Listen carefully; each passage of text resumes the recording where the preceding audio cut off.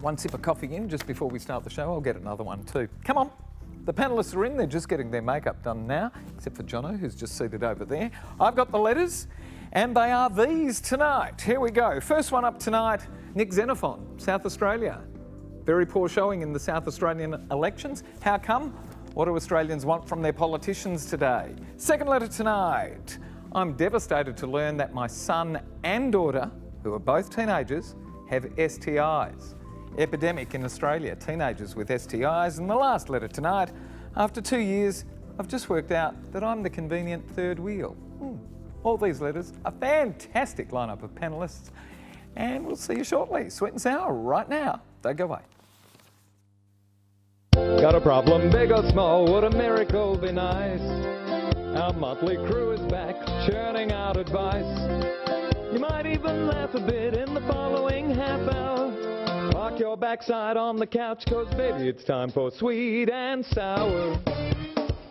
Right here on Sweet and Sour. Pour some sugar on there, baby. It's time for Sweet and Sour. How about some chili? It's time for Sweet and Sour.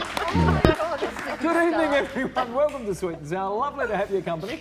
Gary Mitchell with you for the next fun-filled half hour. How do I know it's going to be fun-filled? Well, you'll agree with me once you meet all your favourite panellists back here tonight. Hello, Jono, first up. Yeah, good day, Gary. How are you, sir? Yeah, pretty good. Party boy of Perth. Yeah, I've been to 38 functions in a row. And that was only last Over week. 38 days. Whoa. Yeah, Serious? Yeah, 38 days. Party You have to Central. invite me next Yeah, time. well, it's, Yeah, they're all at his place. yeah. All the emergency services have been there. Closing you down.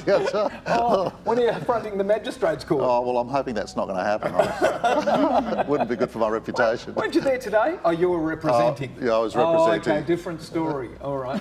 Representing myself, mind you.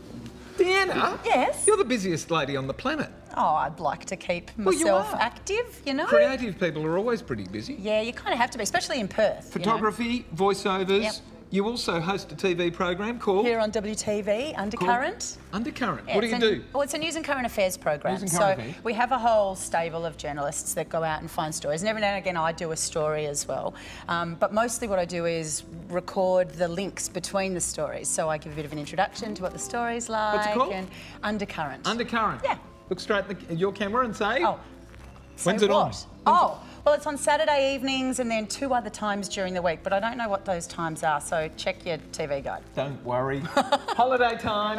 It is holiday time. What are you doing for holidays? All the little darlings are on holidays for 2 weeks, or in some Is that a instances- real smile then? Yes, my little darlings are on holidays. Hello, Beck. Hello. So yeah, Is this a break for you, you know, then, from this holidays? is a break. This is Oh. a nice break. I Nice said, break? see you later, family. There's your dinner. Off I'm going. Good to have you here. I'm Hello, on Daniel, Sweet all the and way Sour. from South Australia. in Mitch, Adelaide. how are you? I'm good, mate. I'm always good. And you? Oh, terrific. When do you head back to South Australia? Another week, another week or so not long, but I'm looking forward to enjoying a bit more of the fine weather, fine sunshine here in Perth. Our first letter, have you seen our first letter? It's about the South Australian elections that you had not so long ago. Yep, All right, you got a few things to Expert say? commentary. sure thing, ready All to right, go. all right, let's go. Here we go. Zero Xenophon, it's called, and it comes to us from Mac of Para Hills West in South Australia. Have you ever been there?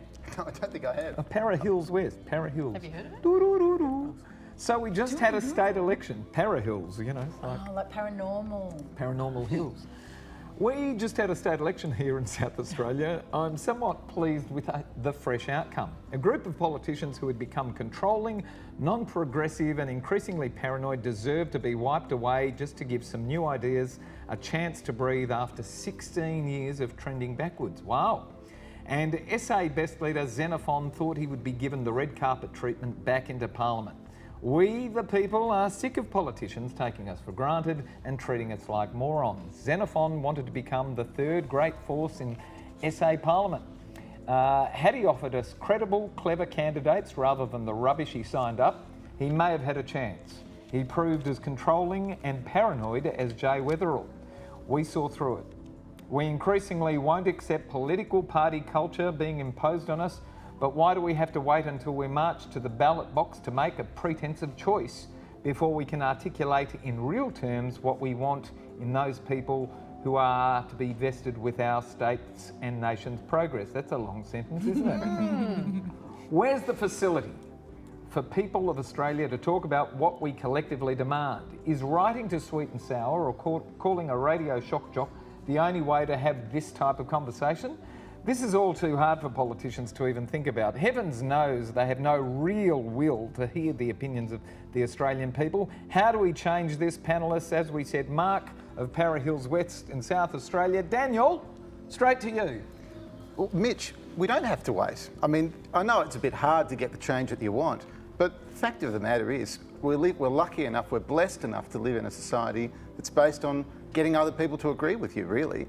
And so there's the answer. Start there. Get 500 people to agree with you, start a political party. We know the system, don't we? Well, you just have to be motivated enough to use it. 50,000 is a legislative councillor, maybe. So, you know, now who has time? Who has the time and resources to get 500, 50,000 people to agree with you and to vote with you? That's the issue.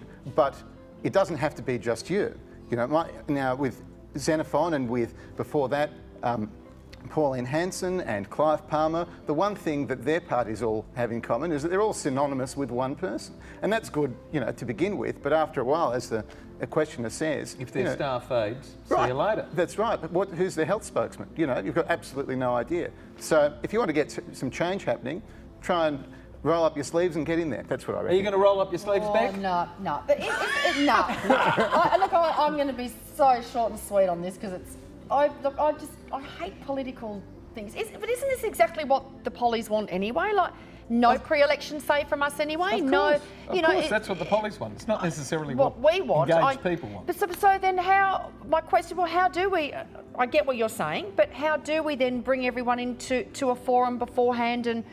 Well, you've got to be motivated enough to do it. Most of us are all engaged in our private lives. And that is the... If we were uncomfortable, if we had economic hardship, if we felt the pain, we'd probably be more motivated. But a lot of us just go... And do you know politics and politicians. I'm actually probably one of those. Are you one of those? I am. No, I'm not. No, I okay. am a use your personal power person. Good on you. But honestly, sure, voting is important, you know, and when you have the opportunity, vote the way that you want to vote. And if you can start a political party and become a politician, great, do that. But if you are a person that doesn't have the time or the inclination to be a politician, like most of us, vote with your bloody feet, you know, support businesses that support the policies that you support. Boycott businesses that don't support the same things that you support. Get in there and be like banks, like businesses, if the environment is your thing, right? If you are really horrified by what's happening in the environment, don't support businesses that pillage the environment. You know, like really use your personal power. You once considered going into politics? Yeah, I did, and I've got to say, Gary, every letter I've read tonight, they seem to be a little bit lost, these people. They've got it all wrong. This person's happy that there's been a change from Labor to Liberal. They've said that's good, but they're just voting for the same old political cultures. Someone like Xenophon was different. They've just gone down the same track. I'm not surprised that this person lives in a place in Para Hills because this is not an informed letter. I think there's, you know, even in our own state, just recently we had the Cottesloe by-election and 60% of people went out and voted Liberal without even thinking about it. That seat's never going to change. The culture just reinforced. We asked our viewers at home this question: do Aussies really give a damn about the qualities of politicians? Here's how you answered. 59% said yes, we give a damn. 41% said no, we don't. I suppose it depends on what the issue is. The 41%. That's, don't give a damn. Like, we'll think that Australians don't give a damn, and that's the real thing there. Like, do you think that Aussies give a damn about politicians? And there's a bunch of people out there that think nobody else gives a damn, which means no one's making enough noise. No, they're not. Not enough. No one's making enough noise. And that's it. Here's something to make some noise about. STIs. Do you know what they are? Yes, of course. How do you know? Because I went to school and I learned some stuff. Okay, not personal experience. 43 years old. Okay, all right, fair enough. We're going to have some chat during the break and find out a few stories before we come back with STIs on Sweet and Sour. Don't go away. Teenagers with STIs, what's more. Don't go away. See you soon.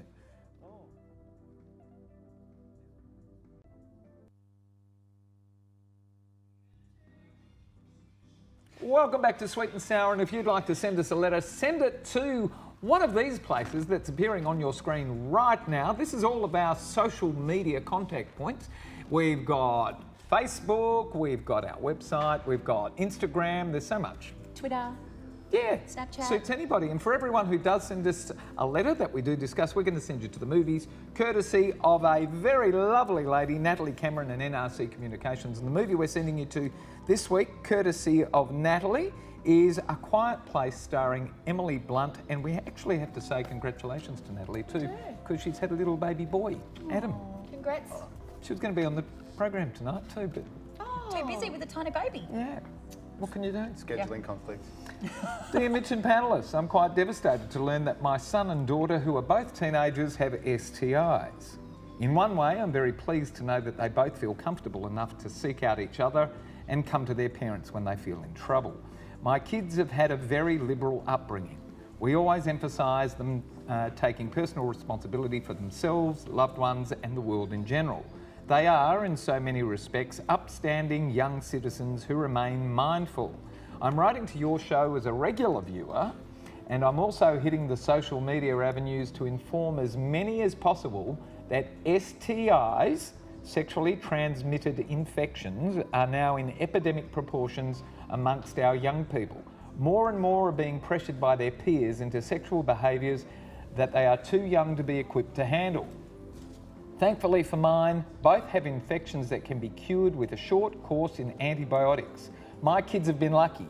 Many teenagers will not be quite so lucky. The problems have been caused by us, the older generation. If we love our kids enough, we need to be working out now why they're listening to their peers over and above their parents. And secondly, how we can warn them effectively enough to have them take notice of the potential dangers of unprotected and unnatural sexual behaviours. The fate of our next generation is at stake. Meg of Parkerville in WA. Jono? What I want to say to all of you and to Meg is it's a pity, such a pity that something so enjoyable can lead to something so awful. Oh, but isn't that always the way? Oh man. You've had too much chocolate. I don't mean to trivialise it, but it's always the way. Sex is a wonderful pastime, a wonderful pursuit. We're all encouraged to do it by what's on TV and By the whole world. the advertising industry. This parent, apparently. It's portrayed as something quite this wonderful. parent. And it is wonderful, sex, Gary. I look you in the eye and I can say that with all honesty. But at the end of the day, it's all about it's all about education. You've got to drum it into these young kids that if you're going to run round without protection, that something could happen to you. So I'd say be careful, glove up, and get going. Nice.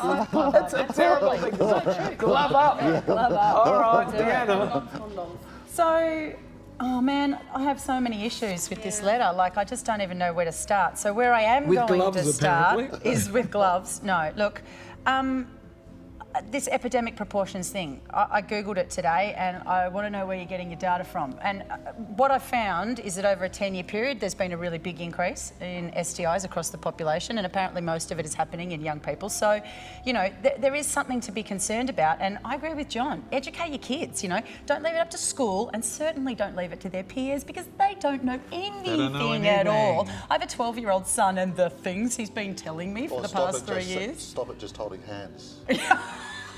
Abstinence is Good for luck no with one, that. okay? Abstinence is for Good no luck. one. Yeah, Beck? I'm the same. I've got a 13-year-old son, and the things that he is coming home and telling me is just mind-blowing. But What do look, they They're know so about inaccurate, right? STIs? well, nothing yet. So STIs, no. So that's fine. But look, I just think it's such it's not caused by us, the older generation. I think it's just, they've always been around, they're always going to be around. We need to really educate our kids. I'll know when to have that conversation with my son.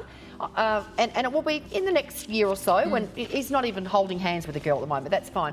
Do you know, I think it's about educating in your own home. It's not saying being blasé about it. We are a different generation. We need to sit down with our kids more, and not even just for this, but for everything. I mean, I've got two boys, and I need them to respect women. I need them to understand everything and how things can get back and around. But I think what young kids don't realise is, and as parents too, do you know, in most states, once you're 13, you can actually go to a doctor yourself, and there are health clinics where you can go and check for an STD, and you do not need, and your parents do not need to know. That is a handy piece of And information. people for don't young know kids. that, and it's really great. It just means that they don't need to tell their parents, they don't need to. And chlamydia is the most common bacteria. It's only a bacterial disease found in 40% of teens having sex, mostly boys aged 14 to 24. It can- Boys, mostly boys. And you don't know you've got it. No. You know, and that's the. Don't you look know, at me when you say that. Well, Beck, just what you Daniel? were saying about them not wanting to tell them or needing to tell their parents. Well, one of the things that this viewer is talking about is talking about particular sexual behaviours. Now, health, of course, you know, you want to make sure they're safe. But I wonder, you know, one of the lines there was unnatural sexual behaviours, and if you know, she's lucky that her kids are talking to her. Yeah. But you know, you hope that there's no judgment in whatever it might be. So that's all I'd say about that. All right. We asked our viewers at home this question: is the STI epidemic in teenagers ultimately the fault and responsibility of parents? And here's what you said, flashed up on the screen. Yeah. 41% said no, 59% said no, the other way around. The other way around, there you go. So most people say it's not the fault of parents, but you do need to educate your kids. When we come back, we're going to be talking about a happy little situation. Ever been the third wheel? Oh. Going on holidays, 3 people, one's a spare. Don't go away, sweet and sour. Who's ever done that? Gone away. Get on this show is a bit like this glass of water. It empties really quickly, it's flavourless, tasteless and really means nothing.